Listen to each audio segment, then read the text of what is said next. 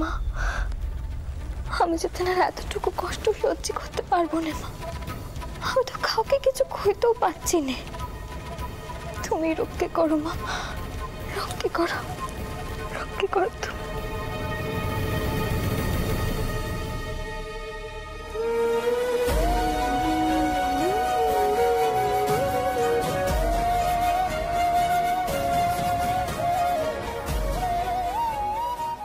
কি কি দেখছো অমন করে? এটা আমার ভূত নয়, আমি সুস্থ শরীরে ফিরে এসেছি, মরিনি।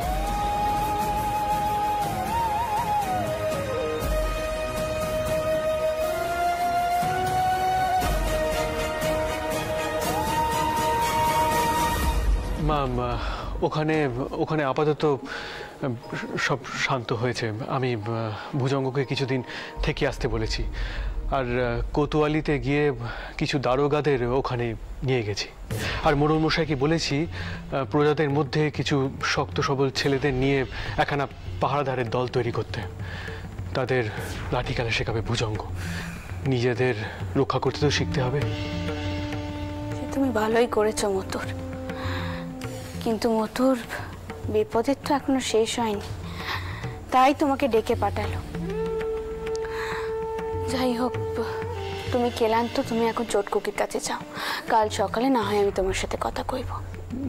মা, কিসের বিপদ হয়েছে? মতুর বাবু, এখন এসব কথা থাক, আপনি এখন ঘরে যান। দেখি বিপদ আপদ তো নেগেই আছে। ওদিকে চটকুকির শরীর ভালো নেই, সন্ধ্যে থেকেই দেখছি কিরম চুপ মেরে আছে। আপনি যান, গিয়ে দেখুন। কি কি বলছেন মেজ দিদি, কি হয়েছে? তুমি যাও, গিয়ে দেখো। ও কুমারী, কুমারী, কি হয়েছে রে চটকুকে? তুই তো আমাকে কিছু জানাসনি। কিছুই হয়নি মা, সে তো আমি এমনি কইলাম। আমি না কইলে মথুরবাবু অমন করে ছুটে যেতেন? কুমারী, কটা দিন এখানে দেখে যা না মা, অন্তত চটকুকে স্বাদ হওয়াটুকু সেটুকু দেখে যা। তুই যেমন করে রঙ্গ তামাশা করিস, এতে নিশ্চয়ই চটকুকির খুব ভালো লাগে। সে তো এই পিত্ত মা হতে যাচ্ছে। এই সময় আমরা তো কেউ তার ভালো করে দেখাশোনা করতে পারছি না। এ তো তারও পিত্ত মা হওয়ার সময়।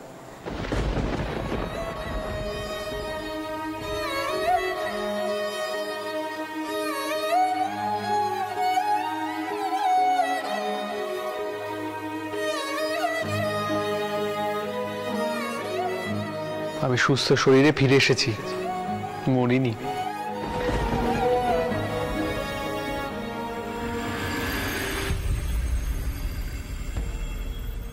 এই যে তুমি এখানে, বাতাসি দিদি বললো তুমি নাকি ঠাকুর ঘরে, আমি সেখানে গিয়ে দেখলুম তুমি নেই। তা জগদম্বা, কি কি হলো? দেখি আমার দিকে তাকাও একবার, মুখখানা দেখি। কি হয়েছে তোমার? শরীর খারাপ নাকি? ডাক্তার ডাকবো? ডাক্তার থেকে কি হবে? কিছুই হয় না আমার। আপনি মুখ হাত ধুয়ে আসুন, আমি জল আনছি। দাঁড়াও,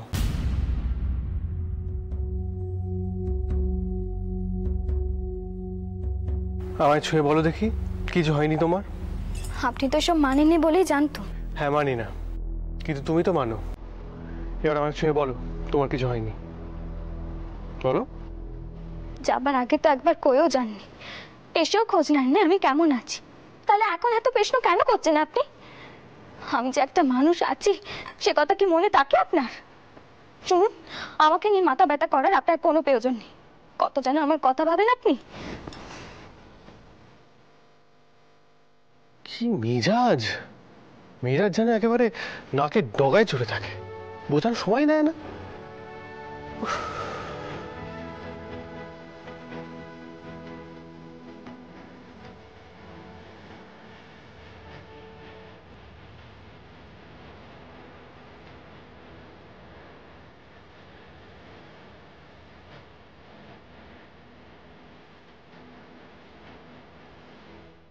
এ কি, আপনি এখনো মুখ হাত ধোননি? যান। এই যে ভূপাল বাবু, আপনার মাকে একটু বলুন তো যে আপনার বাবা মশাই এতকাল পরে এসেছেন, তাকে যেন বকাবকি না করে। কি হলো বলুন?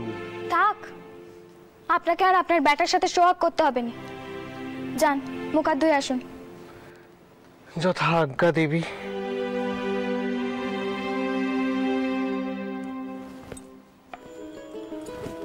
বাতাসি পিসি, বাতাসি পিসি, বাতাসি পিসি। আগে কইছি ভূপালকে একটু নিয়ে যাও তো। আর শোনো, যাদবের সঙ্গে কিছু খাইয়ে দিও, যাও। চলো তো মানিক, আমার সোনা মানিক, সোনা মানিক, তোমার খিদে পেয়েছে বাবা, আমার সোনা মানিক গো, আমার সোনা মানিক আমার।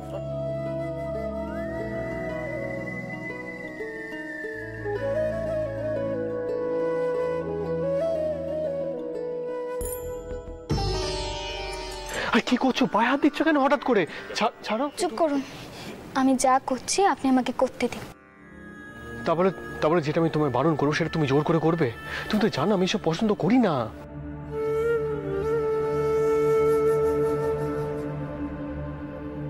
আমি কোনোদিন আপনাকে পেন নাম করেছি? আপনি পছন্দ করেননি বলে করিনি, কিন্তু আজ করলাম। আপনি আমার দেবতা শুধু সেই কারণের জন্যই নয়, এই যে আপনি কোনো কিছু চিনতে না করে পাগলের মতো ছুটে গেলেন মাকে বাঁচাতে, এই জন্যই আমি আপনাকে পেন নাম করলাম।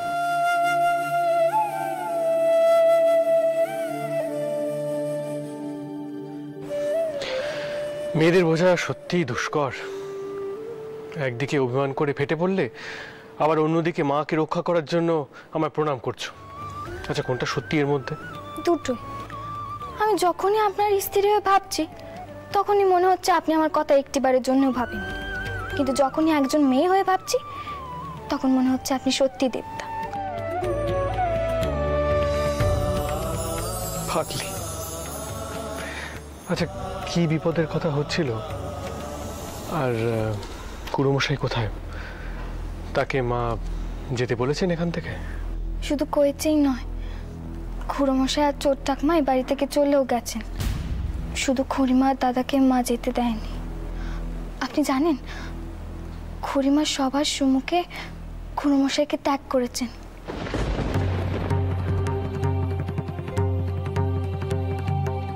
কি কি বলছো কি তুমি?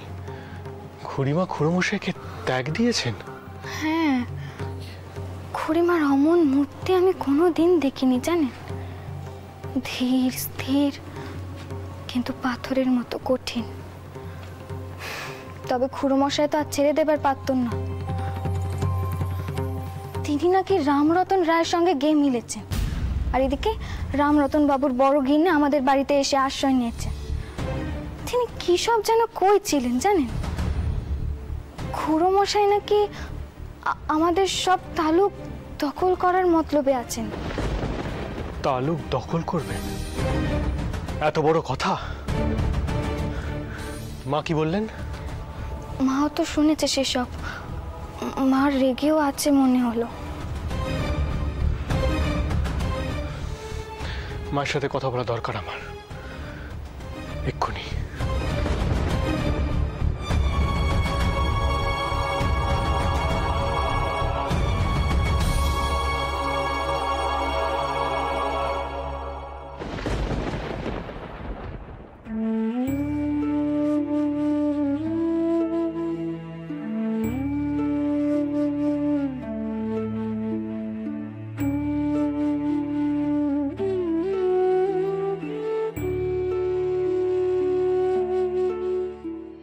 শক্তি দিন,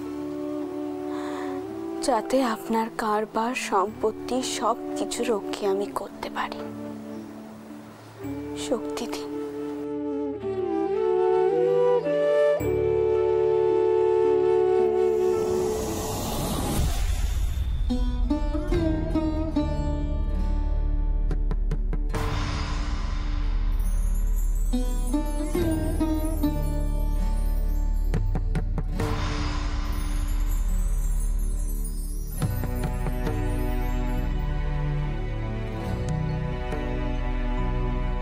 মা,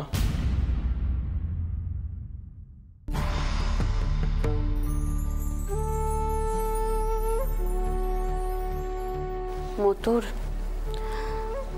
তুমি নিশ্চয়ই ছোট খুকির মুখ থেকে সব কথাই শুনেছ, তা তুমি কি ভাবছো বলো? আমায় অনুমতি দিন মা, আমি লেঠেল নিয়ে নড়াইল চাই। ওরা আমাদের তালুক দখল করার আগে আমরা ওদের তালুক দখল করে নিই। রামরতন রায় ভাবতেও পারবে না যে পাল্টা আঘাত করতে আমরা ওরই জমি জমা কেড়ে নেব। আর কোম্পানির কাছে আমাদের আমাদের বাড়ির যা মর্যাদা, তাতে নালিশ করেও কিছু করতে পারবে না।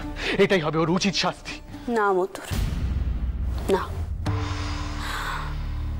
আমাদের মধ্যে আর রামরতন বাবুর মধ্যে তাহলে পার্থক্যটা কোথায় থাকলো? আমরা নিজেদেরকে রক্ষে করব, কিন্তু অন্যদের ক্ষতি করে নয়।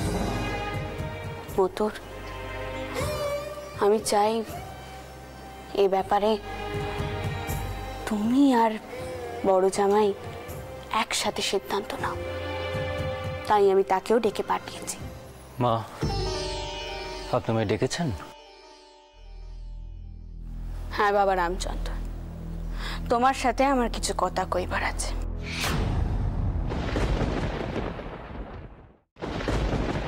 তোমরা খুব ভালো করে জানো আমার জামাইরাই আমার বেটা।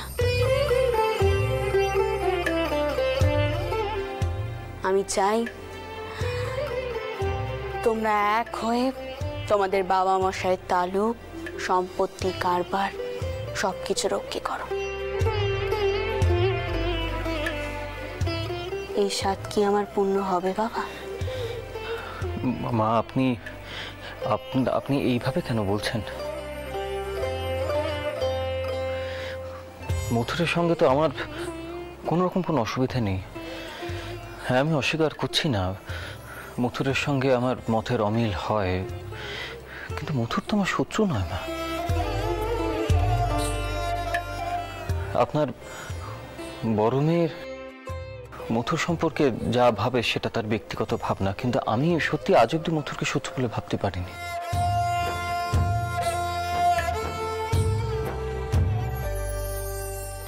এবং মা, সব থেকে বড় কথা, আপনার মনের কোনো স্বাদ কিংবা আপনার কথা ফেলে দেওয়ার মতো স্পর্ধা এবং ইচ্ছে কোনোটাই আমার নেই। আপনি বলুন আমাকে কি করতে হবে।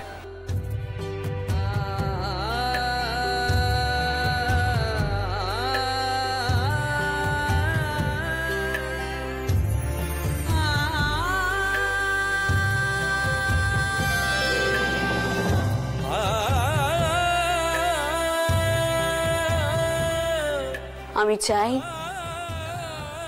তোমাদের বাবা মশাইয়ের এক কাটা জমিও যেন আমাদের হাত থেকে হাতছাড়া না হয়।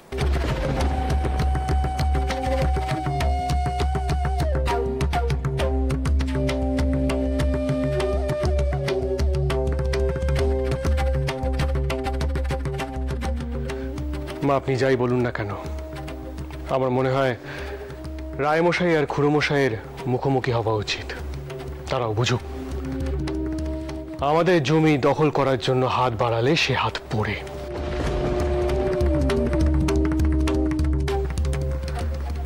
আপনি কি বলেন আটামশাই? আমি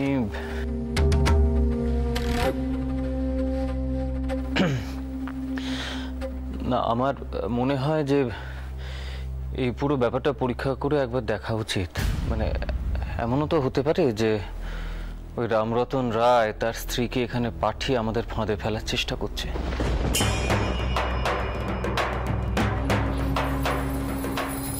সবাই কিন্তু জানে মা স্ত্রী লোকের দুঃখ কষ্ট দেখতে পারেন না। সুতরাং এমনটা হতে পারে যে রামরতন রায় এটা সুযোগ নেবার চেষ্টা করবে। তারা এমন একটা ফাঁদ তৈরি করার চেষ্টা করবে যাতে আমরা পড়ি, আমরা ভুল করি এবং তারা আমাদের ভুলটার সুযোগ নেবে। এটাও তো হতে পারে। না বাবা রামচন্দ্র, আমার মনে হয়নি যে রামরতন বাবুর স্ত্রী নিচে কথা কয়েছে। কারণ সত্যি তো ঠাউরপুর আর কোনো টাই নেই। সে আমাদের সম্পত্তি দখল করতে চাইবে। আমি বলি কি, এখন আমাদের নিটেল বাহিনী বাড়ানো দরকার। বাংলার যত যত ভালো নিটেল আছে সকলকে নিয়ে আমি একখানা ভালো নিটেল বাহিনী করতে চাই। আর এই কাজ শুরু হওয়া মাত্রই সকলে ভয় পেতে আরম্ভ করবে। সকলে ভাববে আমরা বুঝি তাদের তালুক দখল করতে চাইব।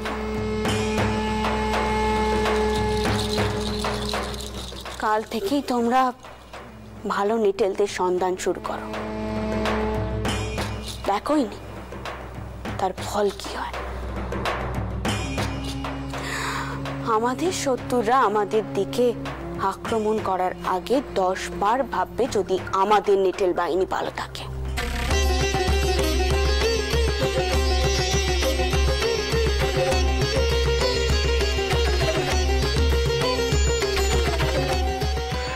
কিন্তু মা 10 বারের পর 11 বার তো তারা এগোবে,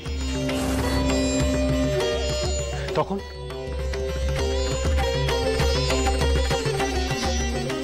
মতুর এমন সময় এলে না হয় তখন ওরা উপযুক্ত শিক্ষা পাবে। শ্রীকৃষ্ণ শিশুপালের 100টা অপরাধ ক্ষমা করার পরে তাকে হত্যা করেছিল। আমিও 10 বার সহ্য করার পর 11 বারের সময় না হয় পাল্টা মার দেব। তখন তো আর আমার বিবেক দংশন হবে না।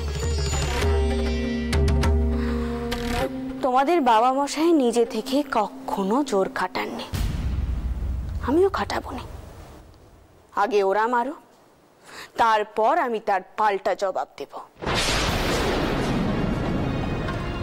আপাতত তোমরা একখানা ভালো নিটেল বাহিনী করার ব্যবস্থা শুরু করো।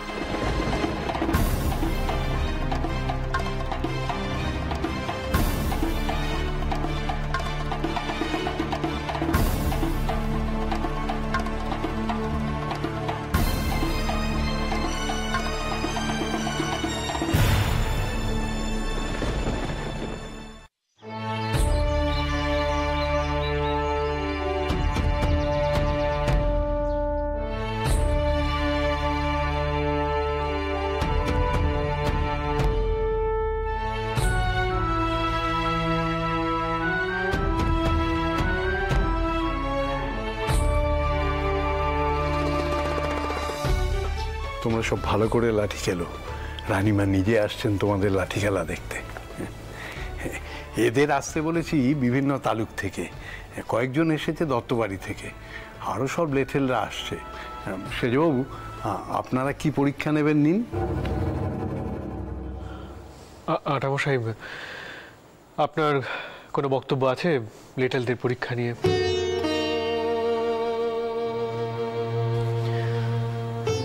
তুমি কি সত্যি আমার কাছ থেকে কোনো পরামর্শ চাইছো মথুর, নাকি সবার সামনে এটা প্রমাণ করতে চাইছো যে এই বিষয়ে আমি ততটা চৌকস নই? কোনটা?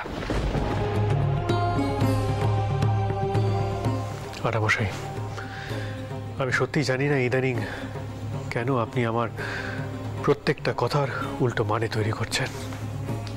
আমি আপনাকে আগেও যতটা সম্মান দিতাম এখনো ঠিক ততটাই সম্মান দিই। আপনাকে ছোট করার আমার বিন্দুমাত্র ইচ্ছে নেই। তবে আমি জানি না এসব কথা বলে কোনো লাভ আছে কিনা, কারণ আপনি হয়তো আমার কথায় সন্তুষ্ট হবেন না। তাই কৈফিয়ত দিয়ে আপনার সময় নষ্ট করব না। যদি কোনো অন্যায় করে থাকি তাহলে আমায় ক্ষমা করবেন।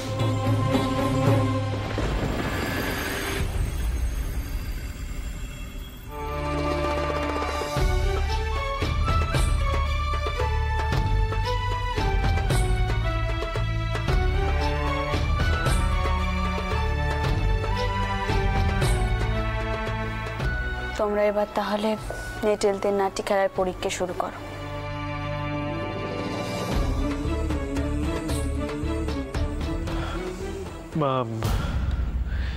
নায়েব মশাই আছেন, উনি লেটেলদের পরীক্ষা নেবেন।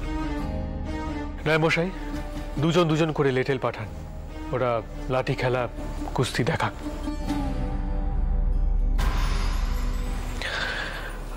মা আমি ক্লান্ত বোধ করছি, অন্দরে যাচ্ছি। আটামশাই আছেন, আর যদি কোনো প্রয়োজন পড়ে তাহলে আমায় ডাক পাঠাবে।